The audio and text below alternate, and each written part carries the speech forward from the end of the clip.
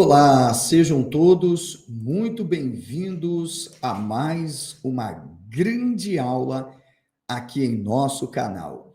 Eu sou José Alessandro Neves, mais conhecido como Alessandro Moreno, sou teólogo, filósofo e escritor, especialista em Novo e Antigo Testamento, ou, se você quiser, vamos falar em Brit Hadashah e Tanar. Essa aula nós vamos fazer uma exposição vamos dizer, do enxerto de um artigo que já está se transformando em livro por decorrência de um ensaio que venho desenvolvendo sobre a hipótese do Evangelho de Roma nas cartas de Paulo. Antes de tudo, eu quero aqui avisar que este conteúdo ficará após a exibição, após a minha abordagem. Nós vamos começar pensando, então, esta figura que aparece no cenário do primeiro século, mas que está presente somente na Bíblia, isto é, no Novo Testamento. Para muitos, este cidadão chamado Paulo, que ora era Saulo, um missionário da suposta fé cristã. Só que, quando olhamos de forma mais profunda para a figura deste Paulo e para a sua trajetória, em que o mesmo parece pregar um evangelho totalmente celeste, está mais preocupado com um evangelho que não ofende, que não agride e que não ataca o Império Romano. Ele vai muito além disso. Parece que este santo apóstolo está preocupado com o poder terreno de Roma. E é isto que eu vou defender na minha hipótese, na tese, no meu trabalho acadêmico. E aí vem uma pergunta importante. E se o evangelho fosse, na verdade, o evangelho de Roma? Bem, eu não tenho dúvida, não é porque eu que esteja desenvolvendo a investigação, é que olhando para este documento de uma forma muito coerente, muito precisa, sabe, despindo-me, inclusive, dos meus próprios preconceitos em relação ao que é o documento, nós não conseguimos extrair nada mais e nada menos do que, senão, um suposto pregador que está exclusivamente preocupado com a defesa de Roma. Não há uma outra preocupação nesse pregador, senão, de fato, defender o Império Romano. E isto, para nós, é importante por outra razão. Qual a razão? Eu vou te explicar agora, ok? Pois bem, este que você está vendo, é claro, é o tal Paulo.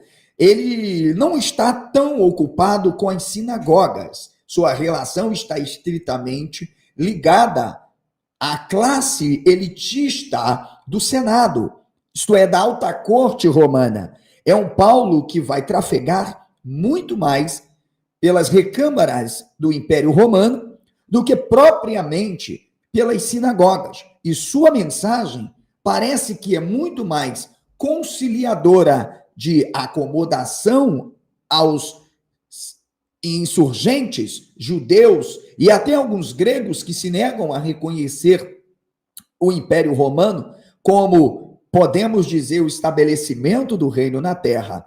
Pois bem, ele se intitula cidadão romano e não simplesmente porque ganhou uma cidadania. Diante de um momento fatídico de total, pode-se dizer, controle do Império Romano em detrimento das resistências que vêm acontecendo pelos grupos judaicos. Aparece um suposto judeu que tenta implementar um projeto de poder pró-Roma, como você mesmo viu. Então, ele, como nós vimos, não é e nunca será qualquer um. Ele é alguém dotado realmente de um poder. E sabe o que é interessante? É que, ao invés de ser torturado, Paulo é protegido. Afinal, quem se esconde atrás da proteção de Roma não pode estar contra ela. Isso é fato. E por que que este ponto na aula é importante e no meu trabalho? Porque ao contrário do Jesus que ele prega, e de alguma forma, um evangelho e uma mensagem diametralmente diferente do que Jesus prega, este Paulo, na verdade, está na contramão daquilo que o próprio suposto Jesus, que ele diz que, na verdade, conheceu, ou por revelação ou não, né, na verdade, tivesse pregado. Então, ele não era o discurso de um revolucionário. Não há isto em Paulo. Inclusive, eu tenho feito aqui no meu canal vários desafios para quem me apresentar uma mensagem de Paulo em que os romanos estejam debaixo do pecado, diretamente como ele faz com judeus e gregos, e a mensagem chamada do evangelho tenha sido para os romanos, né? O tal Paulo tem uma missão: percorrer o império como nenhum outro. Estradas romanas, navios imperiais, portos seguros. Seria possível tudo isso sem o apoio direto ou indireto de autoridades romanas? Você que critica a teoria flaviana e defende o tal Jesus histórico, um terrorista, revolucionário, um filósofo cínico, um homem que foi transformado em Deus, assassinado pelo Império Romano e depois divinizado e aceito como pedra fundamental e a base do cristianismo.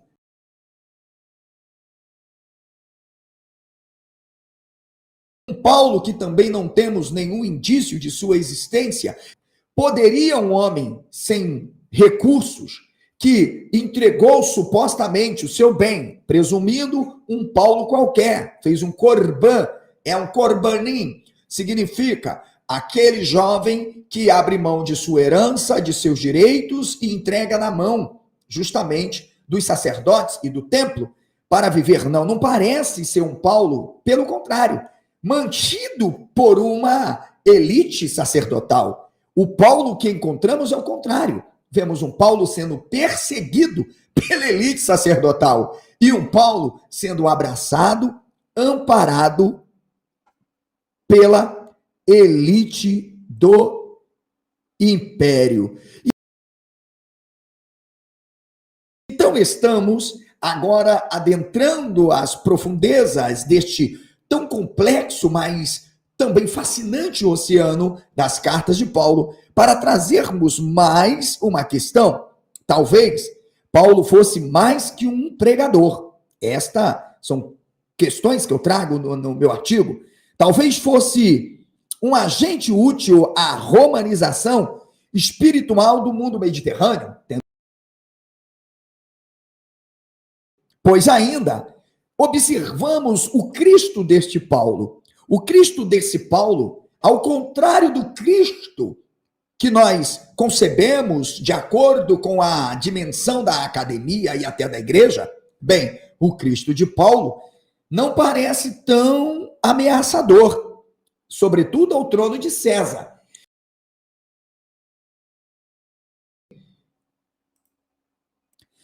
Paulo não está afrontando, nem Paulo e nem Jesus afrontam Roma. Então, aqui eu me dirijo ao senhor André Chevitarese, aos defensores do Jesus histórico, aos vira-latinhas de YouTube, que aqui ficam latindo e atacando aqueles que apresentam com toda uma metodologia, como eu vou mostrar daqui a pouco para vocês, sabe? De que esse Paulo não pode ter existido, tampouco Jesus. Portanto, são duas figuras que já nascem como um projeto mítico-literário. E eu mostrarei que não é uma questão de consenso ou não consenso, é que já há uma revirada na academia, com uma vasta produção acadêmica que já apresentam Paulo como uma figura ficcional literária. Percebemos que este Paulo não aparece, tanto quanto o próprio Jesus, para enfrentar Roma. Então, cadê o Paulo histórico revolucionário? Estou desafiando o senhor André Chevitarese, Juliana Cavalcante, Laíra Amaro, Daniel Brasil Dias, a você que está me assistindo, você aí do canalzinho que gosta de fuzuê, que não tem conteúdo e precisa pegar um monte de jumento e colocar numa live, né, para poder ter engajamento, eu estou falando para você. Diga para mim, Me mostre o Paulo revolucionário em qualquer documentação, inclusive no próprio texto. Pronto, vou facilitar.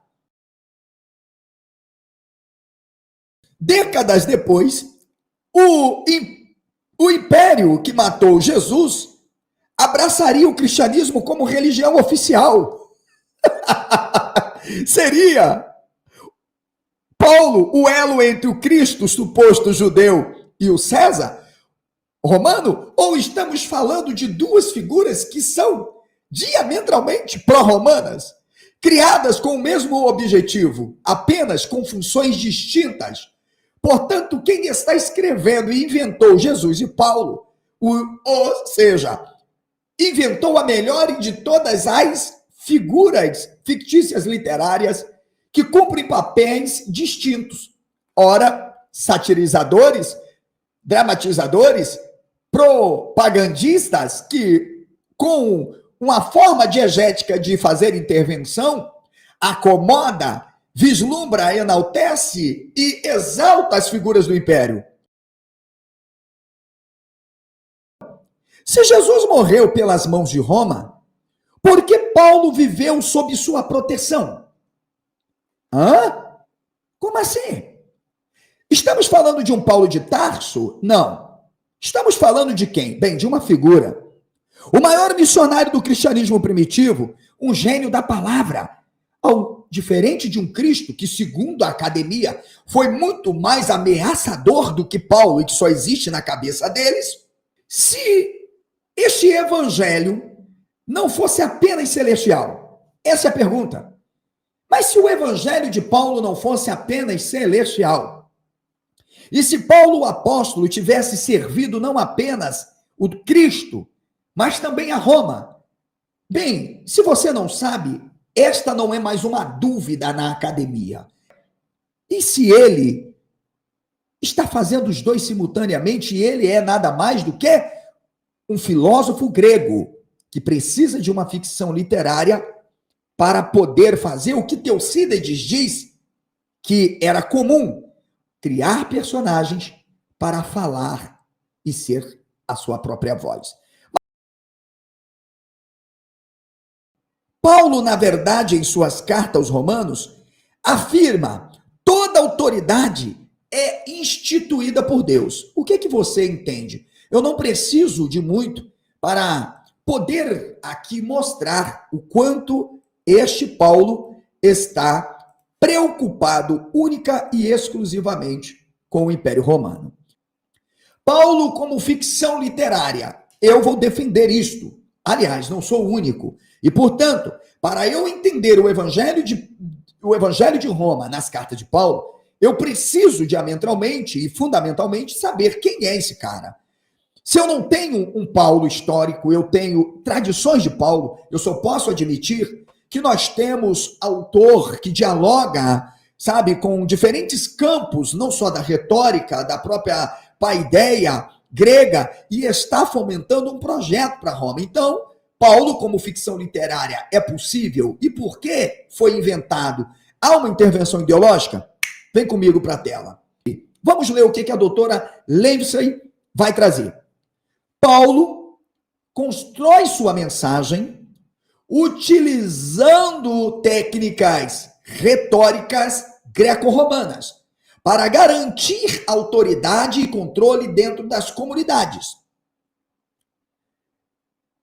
Coloquei as reticências, mas está dentro do contexto, tá, gente? Seu evangelho não está desvinculado das formas culturais políticas dominantes do mundo romano. Portanto, senhores, esquece que tem um Paulo e pensa quem o criou utilizando-se das técnicas e do meio para isso. Portanto, 1-0 para mim. Vão lá discutir com a doutora Livesey. Porque para ela, há uma intervenção ideológica dentro de uma cultura imperial que vai moldar uma teologia de forma estratégica. Vou dar um ponto aqui e abrir parênteses. Por que eu admito que tem um Jesus histórico? Por que eu admito que tem um Paulo histórico? Mas eu não admito que tem um Davi histórico, tem um Moisés histórico, tem um Eliseu histórico, tem um Abraão histórico, tem um Jacó histórico, tem um Salomão, e por aí vai. A mesma metodologia, a mesma abordagem, o mesmo diálogo interteórico ou interdisciplinarmente metodológico me faz fazer afirmações sobre as desconstruções dos mitos, mas quando eu chego nos evangelhos, eu preciso dizer que tem um cara que foi transformado em terrorista, e eu preciso dizer que tem um Paulo, sabe, que está na contramão do próprio terrorista, ou do mesmo pacifista. É um problema. Por quê? Porque a mensagem de intervenção ideológica, ela é uma mensagem que tem por objetivo acomodar.